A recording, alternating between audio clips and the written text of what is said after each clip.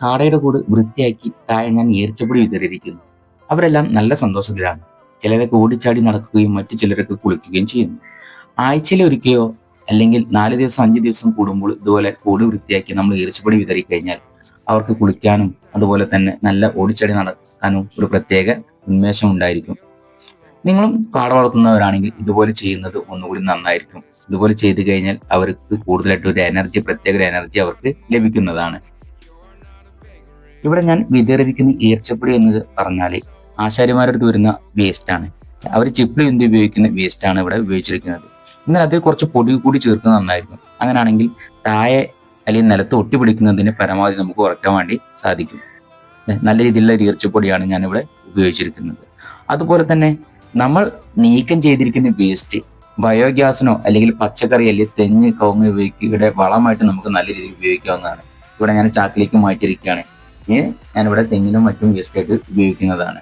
ഇവിടെ ഈ തട്ടായിട്ട് വളർത്തുകയാണെന്നുണ്ടെങ്കിൽ നിങ്ങൾക്ക് അതിന്റെ വേസ്റ്റ് ദിവസേന ഉപയോഗിച്ച് നമുക്ക് ബയോഗ്യാസ് നിർമ്മിക്കാവുന്നതാണ്.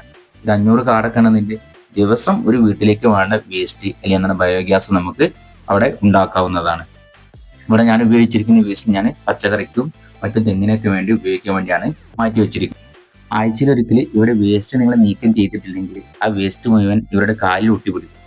ഒരു പക്ഷേ ഇവരുടെ നഖത്തിൽ ഒട്ടിപ്പിടിച്ചു കഴിഞ്ഞാൽ അവിടെ ഒരു ബോൾ പോലെ അല്ലെങ്കിൽ എന്താണ് ഒരു ഉണ്ട പോലെ രൂപപ്പെടുകയും അവയുടെ വിരലും അതുപോലെ നഖവും മുറിഞ്ഞു പോകാനും അല്ലെങ്കിൽ നഷ്ടപ്പെടാനും അത് കാരണമാകും. അതുകൊണ്ട് കാടനെ വളർത്തുന്നവർ നല്ല രീതിയിൽ ശ്രദ്ധിക്കണം. അല്ലെ, നമ്മൾ ഒരു ചില ആളുകൾ പറയും കുട്ടികളെ വളർത്തുന്ന പോലെ അല്ലെങ്കിൽ കുട്ടികളെ നോക്കുന്ന പോലെ ചില മൃഗങ്ങളെ നോക്കാനായിട്ട് വരും എന്ന് പറയാറുണ്ട്.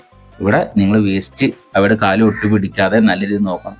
ഇടക്കിടക്കൊന്ന് ഏതെങ്കിലും കാടയൊക്കെ പിടിച്ച് നോക്കുക, അവരുടെ കാല് വേസ്റ്റും മറ്റും ഒട്ടിപ്പിടിച്ചിട്ടുണ്ടോ എന്നൊക്കെ ഇടയ്ക്ക് ശ്രദ്ധിക്കുന്നത് നന്നായിരിക്കും. അങ്ങനെ ഒട്ടിപ്പിടിച്ചു കഴിഞ്ഞാൽ ചിലപ്പോൾ ഇവർക്ക് അസുഖങ്ങൾ വരാനും അതുപോലെ തന്നെ ഇവിടെ വിരലുകളും മറ്റും മുറിഞ്ഞു പോകാനൊക്കെ സാധ്യത കൂടുതലാണ്. അതുപോലെ തന്നെ ഞാൻ മുമ്പത്തെ വീഡിയോസിലൊക്കെ പറഞ്ഞിട്ടുണ്ട്, ദിവസം ഇവിടെ പാത്രങ്ങൾ വൃത്തിയാക്കി നല്ല രീതിയിൽ വൃത്തിയാക്കിയതിനു ശേഷം നല്ല വെള്ളമായിരിക്കണം നിങ്ങൾ ഉപയോഗിക്കേണ്ടത്. ഒരിക്കലും എന്താണ് വേസ്റ്റ് വെള്ളം അല്ലെങ്കിൽ കേടുന്ന വെള്ളം ഇവർക്ക് ഒരിക്കലും കൊടുക്കരുത്. കൊടുത്തു കഴിഞ്ഞാൽ ഇവർക്ക് അസുഖം വരികയും ഇവർ പെട്ടെന്ന് ചാകാനും സാധ്യത ഉണ്ട്. മറ്റുള്ള ജീവികളെ അപേക്ഷിച്ച് നോക്കുമ്പോൾ അറ്റാക്കും അല്ലെങ്കിൽ മറ്റുള്ള അസുഖങ്ങളും കൂടുതൽ വരാൻ സാധ്യതയുള്ള ഒരു ജീവിയാണ് കാട എന്ന് പറഞ്ഞു കഴിഞ്ഞാൽ. ഇപ്പോൾ പനിയോ അല്ലെങ്കിൽ ജലദോഷമുള്ള ആളുകൾ ഒരിക്കലും കൂട്ടിനടുത്തേക്ക് വരികയോ അല്ലെങ്കിൽ കൂട്ടിലേക്ക് കയറുകയോ ചെയ്യരുത്. കൂട്ടിനുള്ളിൽ കയറി ജലദോഷമുള്ള ആളുകൾ തുമ്മിക്കഴിഞ്ഞാൽ ഇത് ഇവർക്ക് പകരുകയും അവർ പെട്ടെന്ന് ചത്തുപോകാനും അത് കാരണമാകും. അതുകൊണ്ട് അതൊക്കെ നിങ്ങൾ നല്ലോണം ശ്രദ്ധിക്കേണ്ട കാര്യങ്ങളാണ്.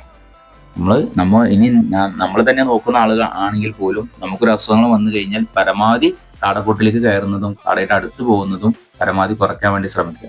അതുകൊണ്ടാണ് ഞാൻ മുമ്പുള്ള വീഡിയോസിൽ പറഞ്ഞിട്ടുള്ളത്, നമ്മളോ അല്ലെങ്കിൽ നമ്മുടെ വീട്ടിലുള്ള മറ്റു ചിലരോ കാടക്കൂട്ടിലേക്ക് വരികയും അവർക്ക് കൂടി കാടയെ പരിചയപ്പെടുന്ന രീതിയിൽ അവർ ഇടയ്ക്ക് കാടക്കൂട്ടിൽ വന്ന് ഇടപെടുകയും ചെയ്യുന്നത് നല്ലതായിരിക്കും. അങ്ങനെയാണെങ്കിൽ നമ്മളില്ലെങ്കിലും മറ്റുള്ളവർക്ക് എന്താണ് കാടക്കൂട്ടിൽ കയറി തീറ്റ കൊടുക്കുന്നതിനും വെള്ളം നല്ല രീതിയിൽ കൊടുക്കുന്നതിനും അല്ലെങ്കിൽ കൂട് വൃത്തിയാക്കുന്നതിനൊക്കെ സൗകര്യപ്രദമായിരിക്കും.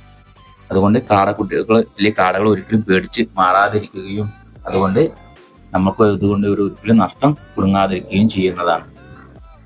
കാടക്കുട്ടിൽ നിങ്ങൾ അതുപോലെ ദിവസം ശ്രദ്ധിക്കേണ്ട മറ്റൊരു കാര്യമാണ്, ഏതെങ്കിലും കാടക്ക് ഏതെങ്കിലും രീതിയിൽ അസുഖങ്ങളുണ്ടോ, ഏതെങ്കിലും കാട ഏതെങ്കിലും മൂലക്കിൽ പോയി അല്ലെങ്കിൽ എന്താണ് ഒരു ഭാഗത്ത് അടഞ്ഞിരിക്കുന്നത് കൊണ്ടോ എന്നൊക്കെ നിങ്ങൾ നല്ല രീതിയിൽ ശ്രദ്ധിക്കണം.